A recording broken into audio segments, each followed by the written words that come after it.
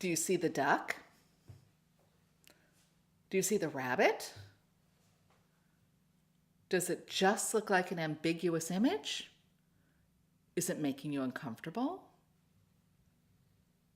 Welcome back to Beyond the Apple, Reframing Conversations in Education. Today, we're going to continue our discussion about the principles of adult learning.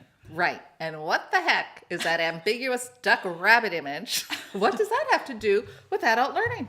Right. And it comes back to this whole notion of learning in the first place. Right. Right. And the whole notion that when we learn something, we're actually going through a state of disequilibrium. Or being uncomfortable. I didn't see the duck. I didn't see the rabbit. That's exactly it. And that feeling and how important that feeling is. That's really important because in our day-to-day life, we are continually using the knowledge that we have. Right. And that sets up this equilibrium that we feel. And then this duck rabbit hops around. Exactly. We want to know what it is. That's right. And we want to make what is this duck rabbit? Right. And that moment is referred to as monitoring. You notice something doesn't make sense anymore. And that's a really powerful moment because it directs you into searching for information. Right. And that searching allows you to extend your learning in a variety of ways. So, and that gets at the deep learning. Right. So I'm not just telling you that's a duck or that's a rabbit. Or it's just ambiguous. Or it's just ambiguous and it's just a bit of fun. Right. You're searching for ways to make meaning. Right. And that searching is the point where you really are getting deeper into your learning. Which with working with adults, whether it's in a classroom situation or a workshop situation, you really want to set the stage for that type of deeper learning. And using an activity like the duck rabbit thing. Yes. Actually, they are called ambiguous images. Yes. Is a great way to sort of ignite that. Yes. But our caution is that can't be where it stops.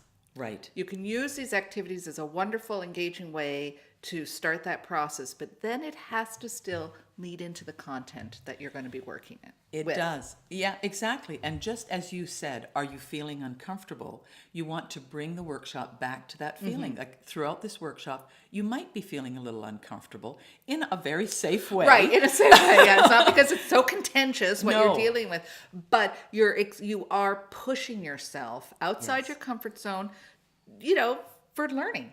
Exactly. I mean, really. It really is. And once again, it goes back to the notion of growth mindset that we've talked about before. It also goes back to this notion of building on what you already know and embracing those possibilities. And as adults, we do like to stay within our comfort zone. Right, right. And when you focus in on this trying to establish disequilibrium in our learning, and people get to the other side of that and make that shift or that paradigm shift, it's kind of a nice feeling when you get there. It's like, oh, I never thought of that before. This is a new way of looking at things.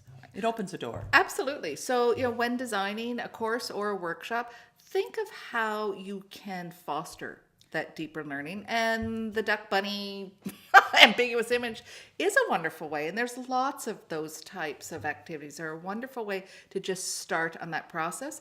The key is you can't stop there. Right, right. Take it into the learning. Absolutely. So please, for more discussions around engagement and fostering deeper learning, please visit us at our website, beyondtheapple.com, or follow us on Twitter.